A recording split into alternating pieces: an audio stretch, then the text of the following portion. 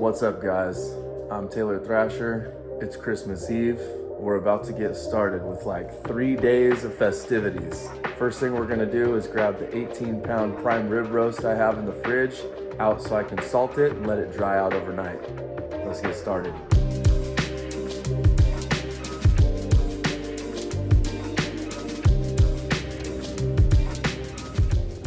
Let's get into this. We're gonna unwrap it, we're gonna salt it. What's up, kiddo? Wade got me this. It's 7 o'clock in the morning. I don't need this. So I did 20 pounds. This is actually 18 pounds. You're supposed to go for 1% of the total weight of the meat in salt. So I'm actually gonna weigh that out. 1% for 20 pounds, it was like 90 grams. So I wanna see how much of this I have.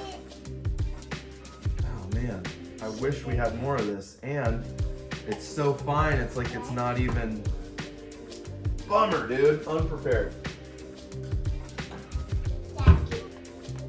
So what we'll do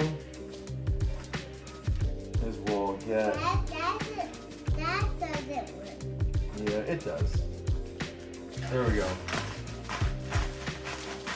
We'll get the rest of our salt from here. All right, 80 grams, a little bit less than 90 because it's not actually 20 pounds, it's 18. And I did the math for 20 pounds. So we've got our salt. We're out of this, bummer. Okay, stinker, you be here.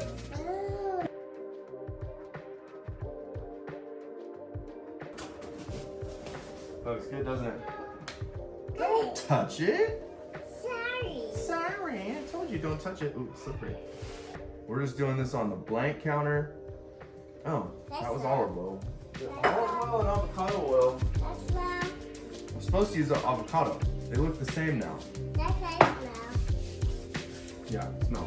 Smell it? Exactly, you don't smell anything. It's avocado oil. It doesn't really have a smell. Some of y'all that have been watching my videos are like, oh, he doesn't even have a glove on. Not today. I want to feel this piece of meat.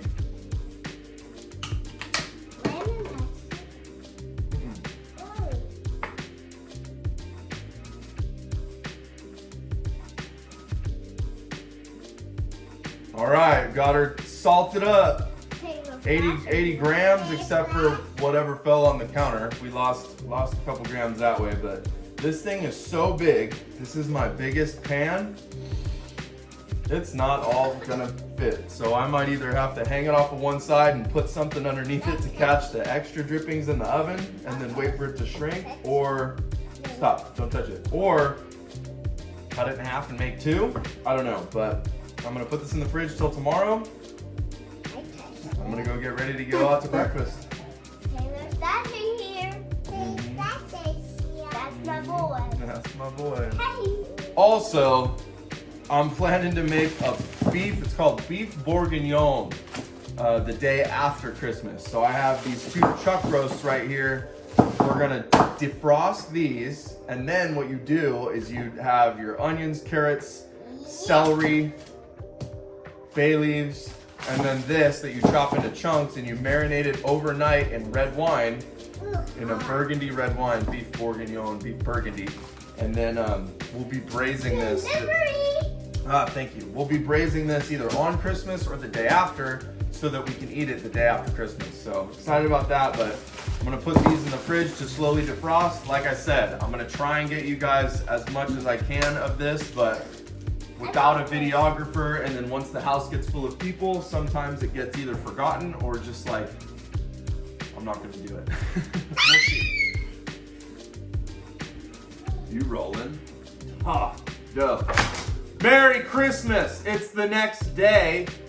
Here's this thing, got dried out a little bit in the fridge. I'm gonna change my shirt anyway. Got dried out in the fridge overnight with some salt. I'm not gonna cook it here. I'm gonna cook it at my parents' because that's where the festivities are going down, but I wanna get it over there. Or wrap it with some saran wrap.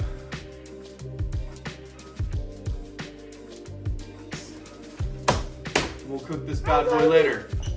All right, we're at Mom and Dad's, which is where we're ultimately gonna end up. Making a video. So we're cooking it over here. This thing is barely gonna fit in the oven. I'm literally gonna have to like slide it in the slots where the shelf goes.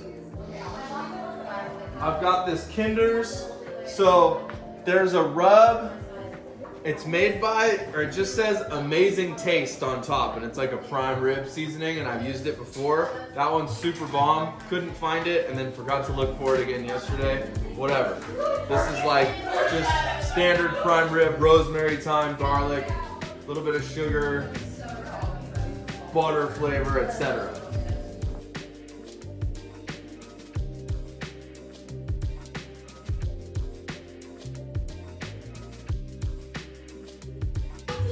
Oh, Yeah, that's why this it's is high. a standing rib roast. They already cut the bones off. Yeah. Oh, because I was gonna untie it. I'm glad I didn't. Okay, sweet. So that's convenient. So a rib roast has the ribs connected. A standing rib roast. Here, wait. You got to get the bottom. Where? Yeah. I'm gonna flip it around more. Probably gonna hit that first side again. All right. Yeah. So for everybody out there that doesn't know, the rib roast, the bones are still connected. A standing rib roast, they've already cut the bones off of here, so that'll make for easier work for me later on. So we're doing it in a hotel pan. We're cooking it over here. We're gonna use the vegetables to hold it up off the ground, so to speak. Boom. So there she is. That's a 7 bone. That's as big as they come. Cal's got 7 ribs. This is 7 ribeyes right here. This is literally half of a cow worth of prime rib. But we've got what, 20 people to feed? Yep. Yeah, so. All right, we're gonna throw this in the oven, 250 degrees till it reaches an internal temperature of 115. We're gonna pull it, let it rest for like an hour, crank the oven up to 500, and finish it off so it's like a reverse sear.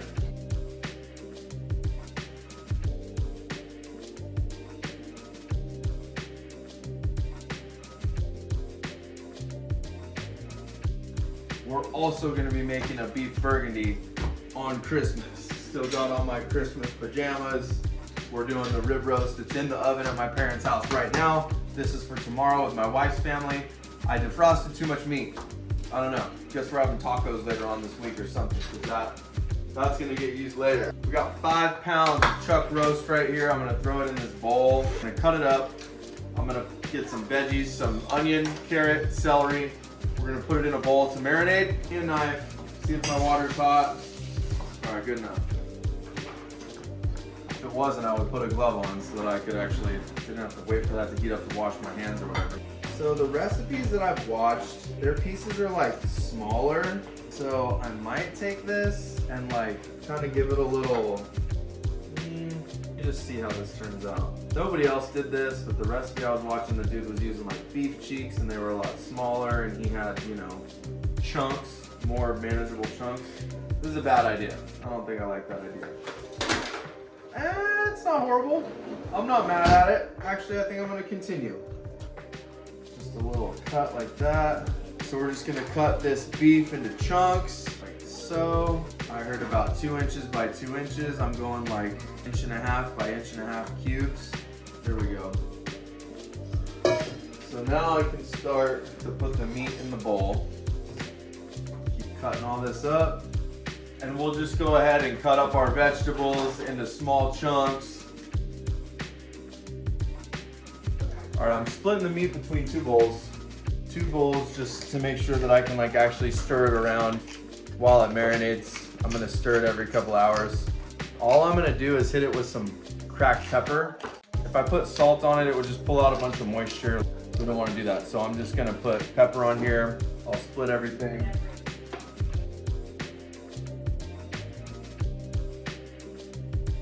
Okay, cool. This is exactly what we're looking for. Pepper, we got our veg, we got the meat.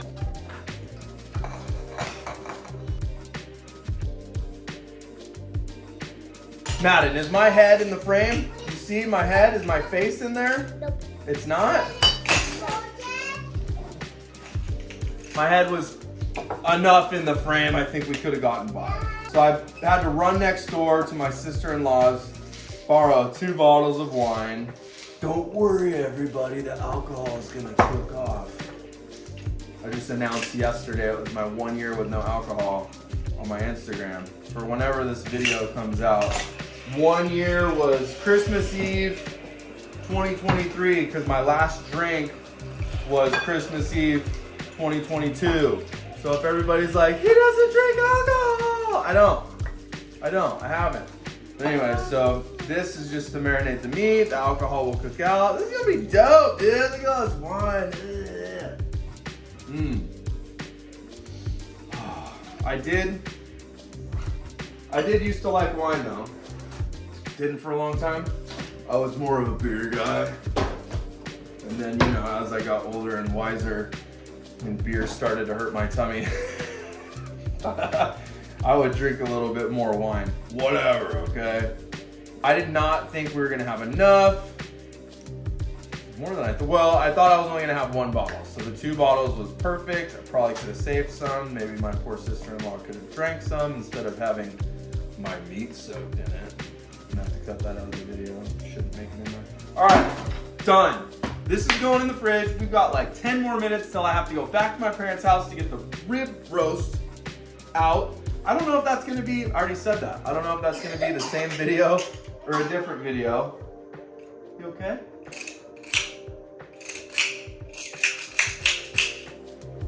I'm wasting time. Gotta go. All right, so the meat's reading 115. Time to pull it. This bad boy is massive. It doesn't have that crust or color developed on it yet.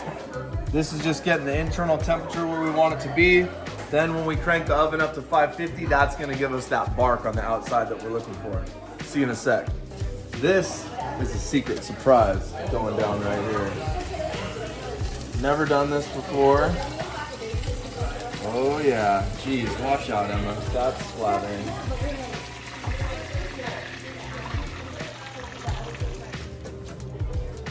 Give that 15 or 20.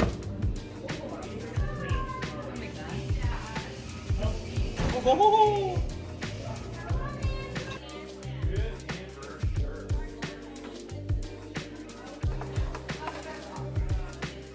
Oven is over 500 degrees, 525. We're gonna put that bad boy in for 10, 15, 20 minutes until it gets nice, crusty, smoky, and then it's time to eat. All right, this is it. I wasn't sure how it was gonna turn out. Right here we got, it's called a Yorkshire pudding. So it's like flour, eggs, milk, some pan drippings from the meat. Nothing crazy, but you put it in a cast iron skillet, it blows up all big. Just something fun. I don't know if I overcooked it or not, but there she blows. Let's take a peek. When should we put the bread in? We're getting there. Look at that color. We're just gonna let it keep going. We're gonna let it keep going. Oh, show. Let's rock and roll, guys. 525 for I don't even know how many minutes. Got this hot girl. Good. So we're cutting these strings off so that we can separate it from those bones that it's sitting on. Pull it off. That's Oh, good. wait, I think I got Yeah, it. that's good. Okay. All right.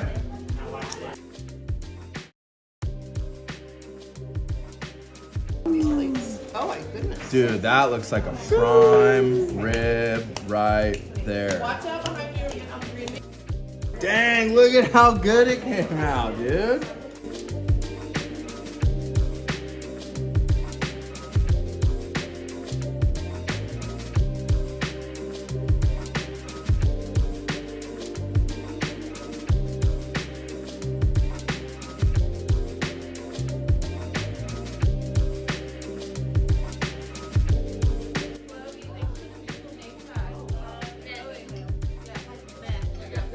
How was it, babe? So good. Check it out.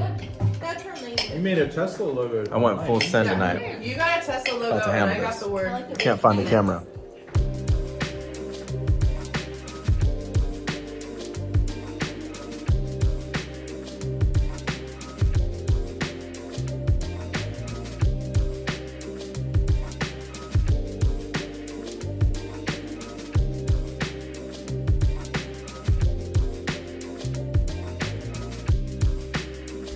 right, we're back. Next day, day after Christmas. Had this sitting in the fridge overnight. You guys saw me pour the wine on. Now you can see that the meat's kind of soaking it up. It's a little bit different color. It's not as red. What I'm gonna do is I'm gonna strain this out using this. Basically, we wanna strain all the vegetables so that we can coat this meat in some flour, give it a little sear before we go ahead and put it in the pot behind me to braise in the oven for several hours. Once the meat is tender, then we're done. Probably gonna be like 4 hours. Let's see if we can do this without spilling too much. And then we're gonna save the wine, because that's gonna be the cooking liquid, but you can't get a sear on anything when it's covered in half a gallon of liquid. Also, something that I forgot to mention yesterday was I threw in fresh bay leaves. So it's soaked overnight with these fresh bay leaves in it. And then I'm gonna put those in when it goes to braise also. And that'll just cook down with everything. It'll be real good. Important step, don't put salt. Not yet. That would have just dried. That would have pulled all the moisture out of the beef. So you'll salt it later on. Just some black pepper, the vegetables, your bay leaves. Sweet. Minimal mess. Just the way I like it. Alright, so we're gonna put all the meat and vegetables into one bowl.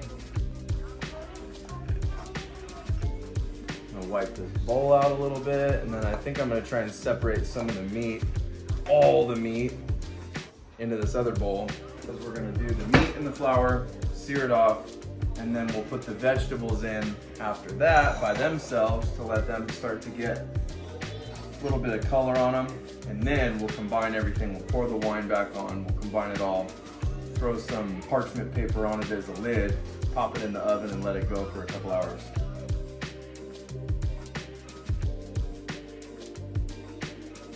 Dude, this is gonna be meaty. It only called for, the recipe that I was looking at was only calling for 3 pounds of meat. One of my chuck roasts was 5 pounds. I decided to roll with the big dog because extra protein. All right, cool. Got all the meat out. Here's the meat all separated. Looking sweet, just like it's supposed to. So I'm gonna get a plate and put some flour on it. Am I gonna do that? I'm gonna do this. What I might do is I have one of those sieves. I might line this on a sheet tray and just like use one of those sieves. I think that's what I'm gonna do. Boom, I'm gonna double down so that all the extra will just fall down. So kind of a lot of work, dude, especially with all this. Hold on. If you know me, you already know. Part of the reason I don't like to touch a bunch of raw meat, sometimes I don't care. Like the water, and this sounds dumb, but the water in my house takes so long, at least in the kitchen, to heat up. I don't know why. Like the bathrooms are pretty instant. Like the shower, you're never really standing around waiting for the shower to get hot. The shower's just hot. The kitchen takes like a half hour. I'm exaggerating, but it takes a really long time for the water to heat up. And so like, you can't really wash your hands from touching raw meat with cold water, because if you get any of the fat or anything on it, you know, you need the warm water to kind of break it up and actually get it off your body, so. Okay. Let's see how this goes. Oh, she's already got a scooper in there. Didn't even need my little spoon. All right, that's what we're gonna do. Boom, put it in there. Set that off to the, set your spoon on the ground. There we go. That's what I'm talking about. I'm gonna get some on the counter. Jeez, that's a lot of flour. Maybe this was a terrible method, I don't know. Maybe I'm totally wasting my time spinning my wheels over here. Probably could have just did the plate method and rolled it around. Nah, I like that, that's good. Grab your spoon, pretend it didn't fall on the ground. Okay, there you have it. Painstakingly flip every single one of those bad boys with tongs. This is cool. I don't know. Kind of satisfying to do it this way, but probably should have just nutted up and done it the other way. But this YouTube channel is off the cuff. I don't practice this stuff. I don't plan it. Sometimes I don't make the recipe ahead of time just to see how it goes, like a normal cooking show. I don't do that. I do fitness and I eat chicken and ground beef and freaking rice all the time, dude. This is just like the fun stuff right here. 'Cause I like to eat good food, high calorie meals, you know? I just like to do it optimally. Like, I don't cook anything with vegetable oil, right? You'll never see me do that. Use like grass-fed butter. I'm gonna use some homemade beef tallow for these bad boys. What's up with that, babe? Remember that? Remember we made the beef tallow? All right, we're back. Camera change. Fix my hat here. So this is homemade beef tallow that I made. I rendered down some beef. So my family has a cow. I've talked about it on Instagram before. We have a whole cow that we split, and it came with beef tallow. A couple of bags of just big old white globs of cow fat. I rendered them down, got out the solids.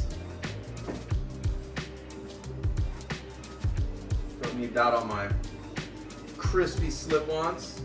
Look at that, we're smoking, it's great. Got the pan hot, beef tallow going. Beef tallow is a super good alternative to those nasty seed oils or anything else you want to use to cook stuff. 100% natural, it's a good healthy fat. So we're gonna put some color on these bad boys. Try not to set off the smoke alarm while my kids are napping.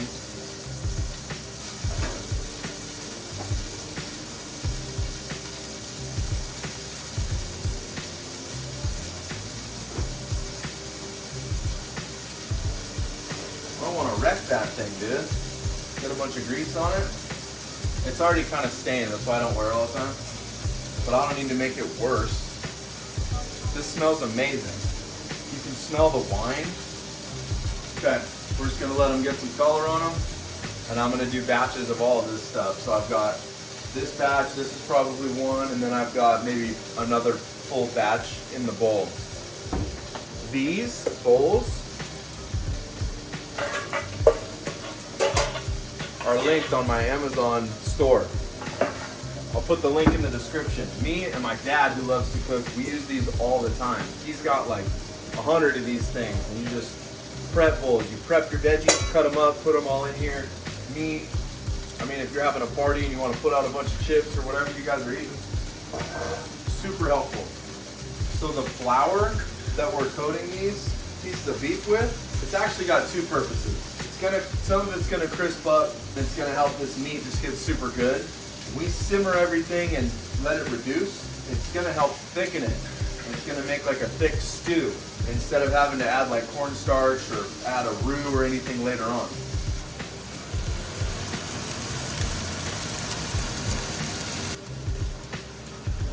Oh my gosh. The point here is not to cook the beef, it's just to sear it. All right, just got the last few pieces going right now. Takes a minute, but totally worth it to do this step. Just enjoying one of my meal preps here. Oh, missed that bite. Chicken and rice. If you can see it. Gotta eat clean before you get the cheat meal. Pull out the meat. Dump in your vegetables. Grab your oven mitt. This is gonna kind of start to help deglaze the bottom of the pan. Anything that's stuck to it, the liquid from the vegetables will start to pull it up, and then it'll fully deglaze once we pour the wine back in. As you're stirring the vegetables, kind of scrape the bottom of the pan. I'm gonna put in 2 tablespoons of this Grey Poupon, this Dijon mustard. 2, maybe 3. All right, so after a couple of minutes, we're gonna dump the meat back in. Give it a stir, mix everything together. This is what it looks like at this point. Everything's incorporated, meat's all seared off. All right, we haven't added any salt yet. I'm gonna add some salt. All right, now it's time to pour the wine back on there.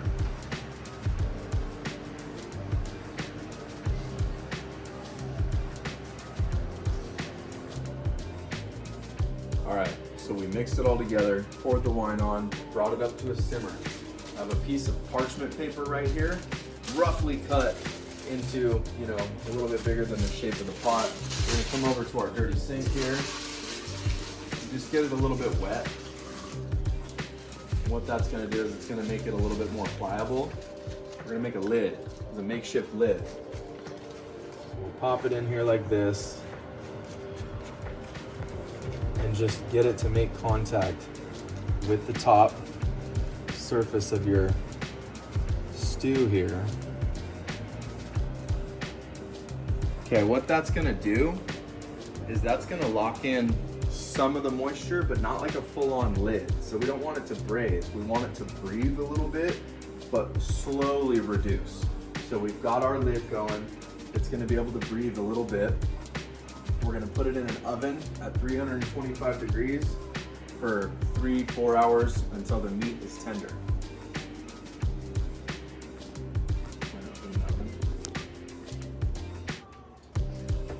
Thank you. Camera woman and oven opener. Okay. Quick tip for you, if you forget to preheat your oven, you can run it on a high broil to bring it up to temperature fast, and then cancel that, hit bake, what did I say, 325, boom. It's actually better to do convection. It's actually better to do convection, says the woman who bakes. Convection pushes air throughout the oven. Right, mixes it around, so it's not just, boom, there you go. I literally put it on high boil like 3 minutes ago because I forgot to preheat. It's already up to 10, so see you in a couple hours. All right, just pulled it out of the oven. It's been 3 hours exactly. Hi. This thing cooked out more liquid than I thought it was going to, more than it did last time. Take off our little impromptu lid thing here. Oh yeah, this is good though. We're just gonna check and see if it's tender. Oh yeah. All right, so if you check this out, see the meat's just falling apart like that. That's how you know it's done.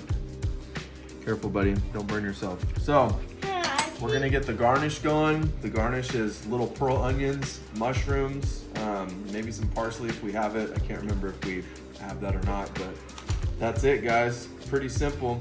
I'm gonna pull these bay leaves out, cook the mushrooms and onions, and we'll be ready to eat. All right, we're a mess, but check it out. We got some little pearl onions here. We got 2 different kinds of mushrooms. I can't even remember what kind. Neither one was the kind I saw in the little video I watched for inspo. We got a pound of bacon cut up into little lardons, is what they're called. Little chunks, whatever. I'm gonna throw a little bit of fresh thyme in here. Just the leaves. This is the garnish. Oh, and salt and pepper. I put salt and pepper in here. This is the garnish for our stew. It's a little wild here. Everybody's over here. My in-laws are over here. We got sad babies, little kids crying, so this might be the last clip I take of me actually telling you what I'm doing, but stick around. I'll show you what it looks like when we're done. I'm Taylor Thrasher. Peace.